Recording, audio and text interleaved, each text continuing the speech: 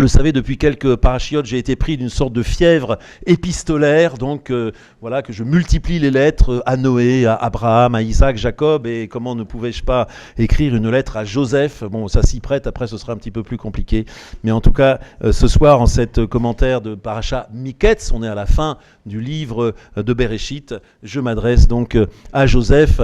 Cher Joseph, fils de Jacob, première génération des Bnei Israël, tu es un enfant de l'amour. Ta mère, Rachel, était la préférée de ton père, et c'est avec toi que s'achève le livre de la Genèse. Tu viens en conclusion des deux grandes problématiques de Bereshit, la stérilité et la fraternité. Autrement dit, comment engendrer un peuple avec une identité humaine à la fois universelle et distinctive, et instaurer une dynamique suffisante pour la transmettre de génération en génération. Étrangement, c'est grâce à ta biographie cabossée, peut-être même à la haine de tes frères, que tu finiras par trancher magnifiquement le nœud gordien de la fraternité. Comment te raconter?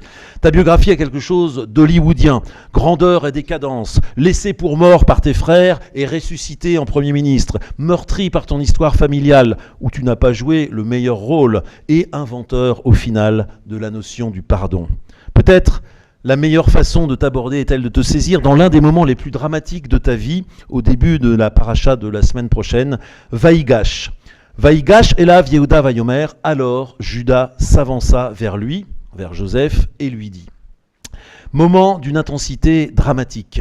Tes frères, après t'avoir laissé pour mort dans le désert au fond d'un puits, se retrouvent devant toi, Premier ministre qu'ils ne reconnaissent pas 20 ans plus tard. Après quelques manipulations de ta part, où tu te joues d'eux en les accusant d'être des espions et des voleurs, tu abandonnes soudainement, sous la pression d'un courageux plaidoyer de Judas, tes stratagèmes, pour enfin, en un moment d'émotion, abattre la carte de la vérité et te faire connaître de tes frères par cette simple phrase « Ani Yosef », je suis Joseph, Genèse 44, 3. Ce coup de tonnerre met fin à un contentieux qui dure depuis l'enfance. Il signe, lors de ta réconciliation familiale et sur un plan collectif, ouvre une destinée nouvelle pour ta fratrie qui deviendra le peuple d'Israël en s'installant sur les meilleures terres égyptiennes. La Bible te saisit précisément au moment où tu risques d'exploser, où ta construction mentale, celle d'un Hébreu dissimulé au cœur du pouvoir égyptien, est à deux doigts de s'effondrer. Verset Genèse 45.1, « Velo yachol Yosef leitapek, beidvada Yosef el echav » Joseph ne put se contenir et il se fit connaître de ses frères. Ce idvada el echav, se faire connaître de ses frères, est une petite bombe narrative. Il a bien sûr un sens factuel immédiat, mais sur un plan plus profond, vient conclure une thématique qui frémissait incandescente depuis 3 parachiotes, le dévoilement tardif mais libérateur de ta personnalité. Sans vouloir, cher Joseph, remuer le couteau dans la plaie, ton problème n'était-il pas justement de n'avoir jamais pu te faire connaître de ses frères, construire une relation avec eux, de ne jamais avoir trouvé le juste diapason de la fraternité? Ce « Ani Yosef, je suis Joseph », ce simple cri du cœur, on le devine, vient réunifier les différentes dimensions d'un homme déchiré. À tout le moins, ce premier coming out de l'histoire nous permet d'explorer ton extraordinaire trajectoire selon 4 dimensions, psychologiques, sociales, éthiques et théologiques. Sur un plan psychologique, ce Idvada el-Echav, il se fit connaître de ses frères, témoigne de l'acquisition d'une stature enfin humaine. Les commentateurs, à cet égard, ne sont pas toujours tendres avec toi. Narcissique, tu le fus parce que ton père t'avait transmise la fameuse Koutonet Passim, la tunique rayée, royale, remise, dit-on, par Dieu lui-même à Adam et Ève. Aurais-tu été la première fashion victime de l'histoire? Fallait-il dès lors saluer l'arrogance de tes songes, brandissant épis, lunes et soleils dominateurs, sans autre choix pour tes frères que de se soumettre à leur verdict? Maints commentateurs ont relevé l'immaturité de tes visions. Il n'est pas de relation humaine véritable, ont-ils souligné, quand celle-ci consiste à projeter son intériorité à la face des autres. Rien de plus violent que cette irruption auto-prophétique où il n'est donné aucune chance à l'autre d'exister par le dialogue. Ce dictat de l'intimité est le contraire de la fraternité. Elle n'avait d'autre issue que de susciter la haine de tes frères envers toi. Des années plus tard, ton simple Ani Yosef fait enfin entendre une voix dépouillée. Tu n'es plus le pseudo-prodige du Ish Achalomot, l'homme des rêves, tu es simplement toi-même. Réduit à la seule modestie de ton nom propre, c'est ainsi que tu peux regarder tes frères en face. Sur un plan social, ta trajectoire, cher Joseph, est d'une étonnante modernité. Le peuple est à peine constitué que tu te ferais une destinée dense politiquement dans une société extérieure.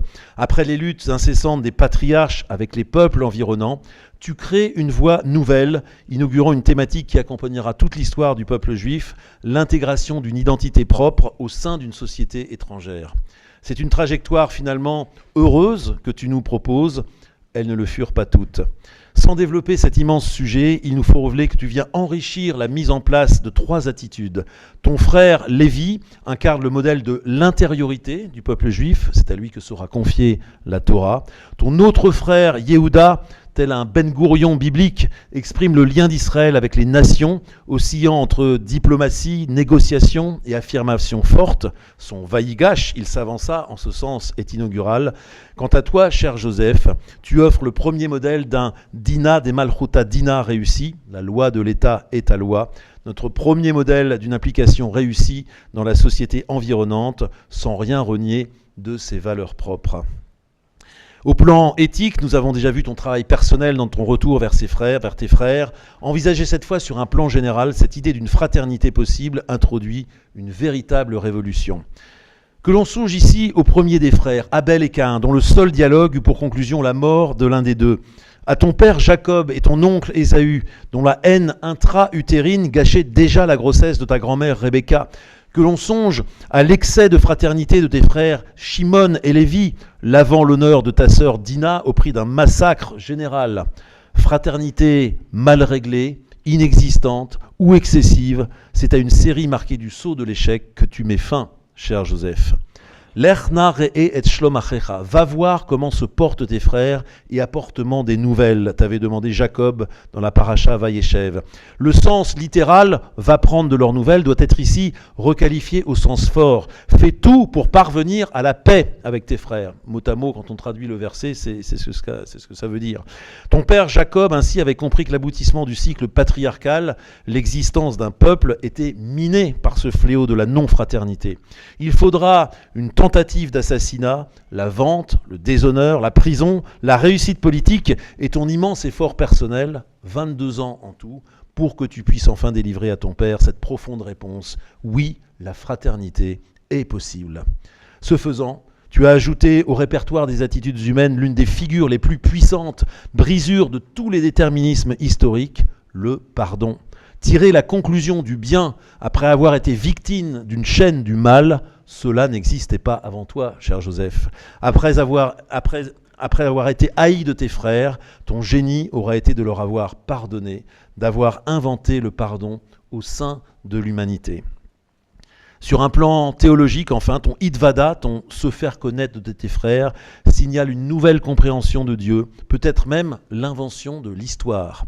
On se souvient en effet des Vaïra et autres Vaïra, ces théophanies personnelles où Dieu aimait jusqu'ici se faire connaître de ses quêteurs bien-aimés. Elles rythmaient jusqu'alors l'évolution du récit, dictant leurs actions aux patriarches. Mais ici, ton se faire connaître est strictement humain. Et c'est son humanité qui est décisive. Tu inaugures en fait un type de conscience historique où Dieu n'est plus au premier plan. Un récit moderne, précurseur de celui d'Esther, où Dieu, peut-être omniprésent, n'est plus présent. Ta grandeur, cher Joseph, c'est peut-être avec l'invention du pardon celle de l'histoire humaine. Bien avant la formule des ruses de la raison de Hegel, tu avais compris qu'au sein de l'histoire, le plan humain et le plan divin sont dissociés. Que la présence de Dieu, loin d'une théophanie permanente et mécanique, se cache dans les méandres d'une difficile et longue teshuva personnelle. Ta grandeur, cher Joseph, réinterpréter les données tragiques de ta vie personnelle pour les élargir à l'horizon d'un projet divin. Quoi ? La tentative de meurtre de tes frères, la prison dans les geôles de Pharaon, les prémices d'un plan divin ? Il en fallait de la sagesse pour voir dans le présent le contretemps de l'avenir, dans le passé dramatique le germe même d'un espoir futur. Tu te montres digne ici, cher Joseph, des meilleurs prophètes à venir. Dimension psychologique, sociale, éthique ou théologique, ton Ani Yosef, je suis Joseph, ce simple énoncé de ton nom propre vient réunifier tes déchirures pour les placer simplement à la hauteur du regard de tes frères. Se donner le courage de devenir soi-même, œuvrer sans cesse au lien de la fraternité et maintenir vivante une dimension divine mystérieuse mais accessible aux interprétations, les richesses emboîtées de ta vie, cher Joseph, dessinent pour nous la complexité de l'existence humaine. Elles passent aisément le cap des 3500 ans qui nous séparent de toi pour s'offrir à nos consciences modernes. Ainsi, en ce Shabbat Miketz, souhaitons-nous d'y être assez sensibles pour nous en inspirer et dans la fierté modeste de nos noms propres, éclairer à la lumière de la fraternité, faire vivre ton héritage, cher Joseph. Shabbat Shalom.